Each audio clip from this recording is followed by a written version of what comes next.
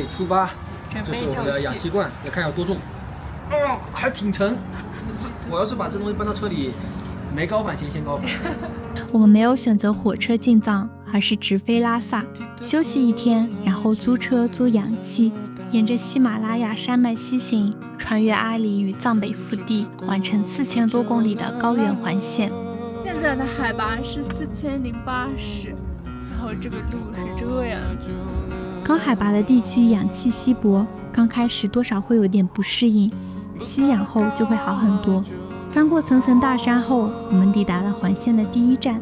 我们从海拔3600，然后现在到了4700，到了第一个观景台，羊卓永措。然后后面看见了湖水，蓝的跟我的冲锋衣一个颜色，没有任何滤镜，原图直出。我不能说话了，我有点喘不过气了。羊卓雍措是西藏3大圣湖之一，藏语意为上部牧场的碧玉湖。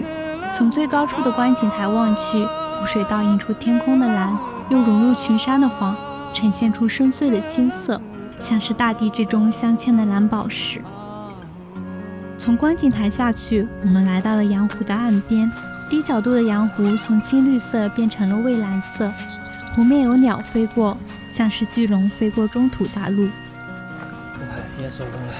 今天是我们来到高海拔出行的第一天，我们稍微松一点好了。浪卡子县是被群山环抱的小镇，一出门就是非常壮阔的雪山大道，好像雪山在他们看来就是家门口的风景，然后我们却要万里迢迢经受高反才可以看到眼前的景象。去往普莫雍措的路上，我们就在想，景色也会存在围城吗？雪山脚下的人们也会去想看看千里之外的西湖吗？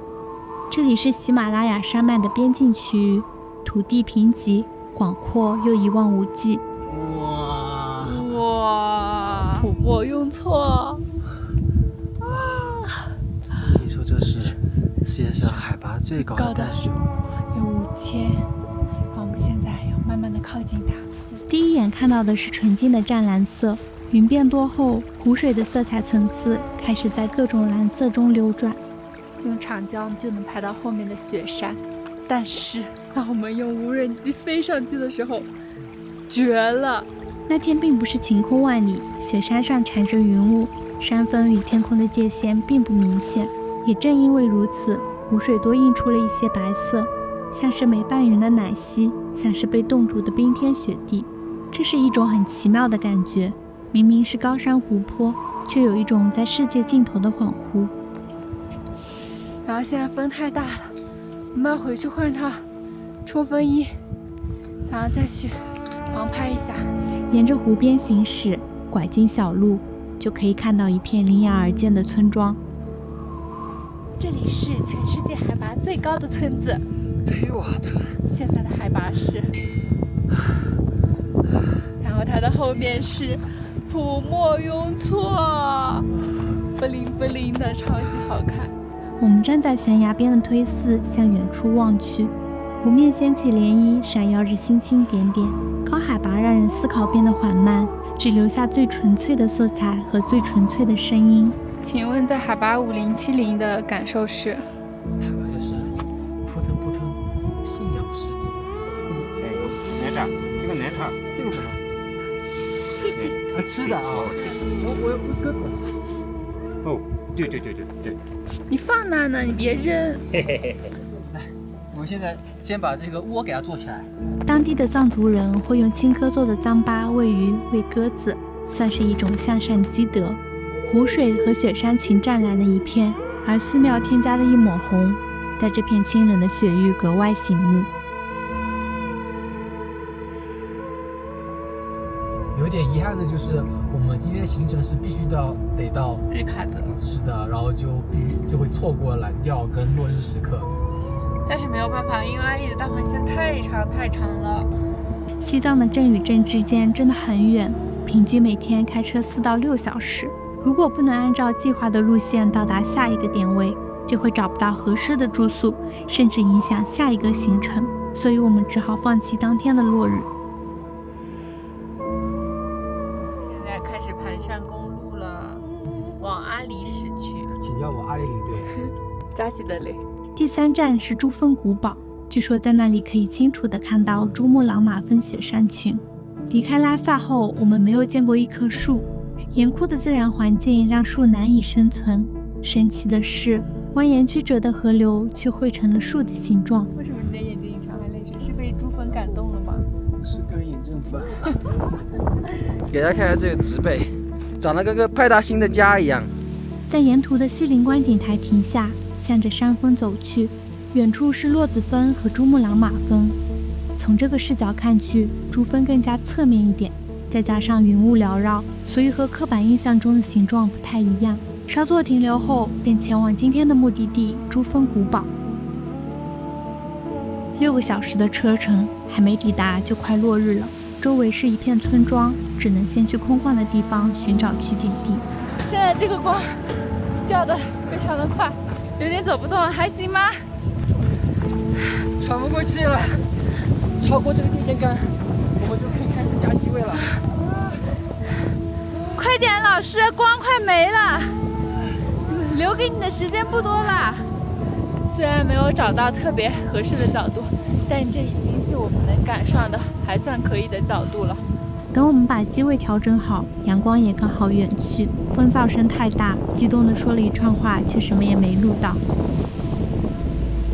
我们所在地的海拔是4400米，仰望珠峰的8848米，视觉上似乎并没有想象中那般遥不可及。直到太阳掉落地平线，周围的山峰逐渐暗淡，唯独留下珠峰的日落金山，仿佛在无声地宣告着，它才是世界第1高峰。可恶，要是差很多就算了，为什么每次都差一点点？超级棉每次都在纠结光影差点层次，构图少点前景，而我只是觉得能留下我们的合影就足够了。这是徒步进藏的吗？徒步进来的吗？对，你从哪里来的？山东山东，好厉害！走了，走了389天了。哇，这么厉害！哇，厉害！你有开直播吗？没有啊，祝你一路顺利，加油啊！加油！加油，美女！没想到真的被我们遇上了徒步的人，太神奇了。因为我们之前看到过很多假徒步的，对，先徒步直播一会儿，然后一会儿就上车走了。然后刚刚看到一个真徒步在那里，就这么一直走，然后一人一狗一房子。哦呦，你的左边是雪山，是什么雪山呀？不知道。嘿嘿。享受，在这个地方开始享受。我好像走不出了这座大山，你天亮就出发，别嫌麻烦。每当我们分开后，你以为没有可以再惊艳你的蓝了，直到你一次又一次的看到了不同的蓝，是吗？我们之间的问题它根本不是挫折，变得带你回我家。6月的索马它见过了多少？之前不是跟我说不拍了吗？你又提放鱼在开会，你知道吗？困在这里，你就替我摘一朵索马，我走吧。对啦，好吃吗？我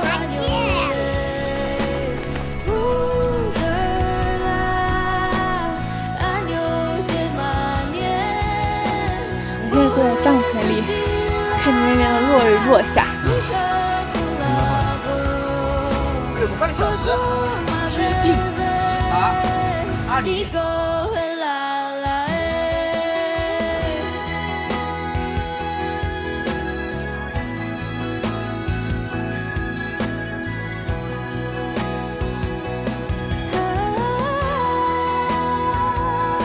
无阿里不西藏。上了5000的海拔之后，明显就有感觉到呼吸开始急促起来了。来，三件套：吸氧、葡萄糖以及测血氧了。来，做干杯。哎。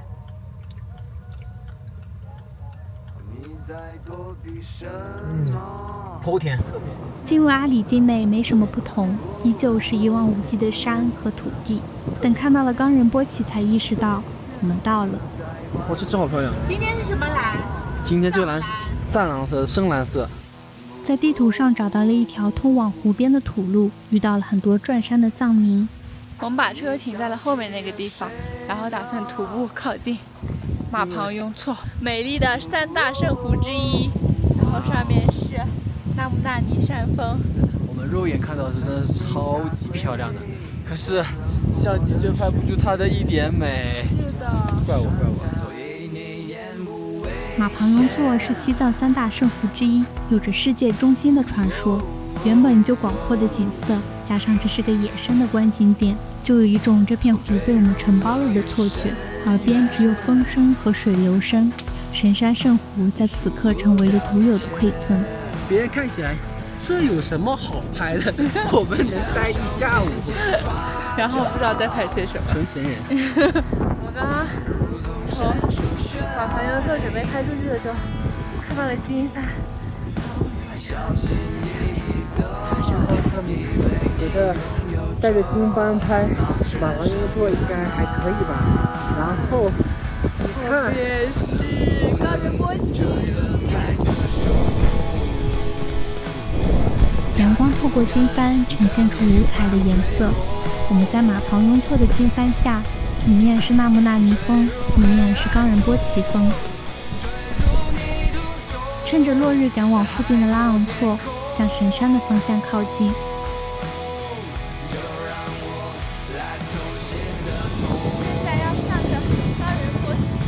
夕阳光把贫瘠的土地染成一片金黄，玛尼堆一座接一座向远处的神山延伸。夕阳快要落下了，眼前的山与湖既是自然又是信仰。我们一直走到湖岸很远的地方，才在镜头里拉近了与冈仁波齐的距离。坐在山坡上看太阳渐渐落下，直到最后一丝光隐去，天空从金黄色变成粉色，再进入沉寂的青蓝色。冈仁波齐的日落金山就这样安静地结束了。看到后面了吗？泛起了金光。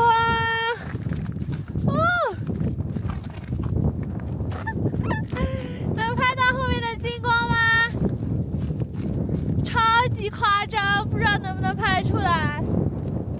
你在干什么？太兴奋了！湖水剪出山的轮廓，延展出流动的曲线，岩石和雪峰浸在蓝调里。天际线一边是晚霞，一边是黑夜，等到把所有都渲染，变成了一首日落大道。总是梦见云层之上飞过子午线，分不清是黑夜还是白天，带着装不下的期待匆匆地赶来，我再想一遍想一遍。当场录。我们现在站在扎达土林的悬崖边，是不是看起来非常的惊险？如果说之前的景色大同小异，都是一错再错，那这里就会进入一个完全不同的世界。这是流水侵蚀经历数百万年塑造的自然奇观，也是世界上规模最大的土林。我们站在悬崖上俯视这片奇观，放眼望去，全是土林的沟壑与山脊，延伸至天边。时间在这里被雕刻成了具体的形状，岩石的纹路一层压着一层，开车行驶在其中，就像行驶在外星的世界。不愧是摄影员，大老远能看到山头有一群黑点点，跟我说是藏羚羊，说要停下来飞个无人机。藏野驴。哦，藏野驴。当你切换成长焦之后，哇，这些都是长焦才看到那么一点点的，哇，跑起来了，跑起来了。他们俩在干嘛呢？倾听吗？在阿里要随时准备停下，捕捉大自然给的惊喜。这两个错中间有条路，你在下面的时候看不到，但是你把无人机飞上的时候，就能收获这样的场景。大自然的鬼斧神工真的很神奇，同一个地方竟然能呈现出3种不同颜色的湖泊，每一个的色调都纯净的不真实。西藏的环线很长，每天光是开车都要花上大把的时间。目的地只是导航的点位，而沿途才是真正的风景区。历时14天，里程4000多公里，我们看见了世界级的极致经验。至此，我们的阿里大环线结束了。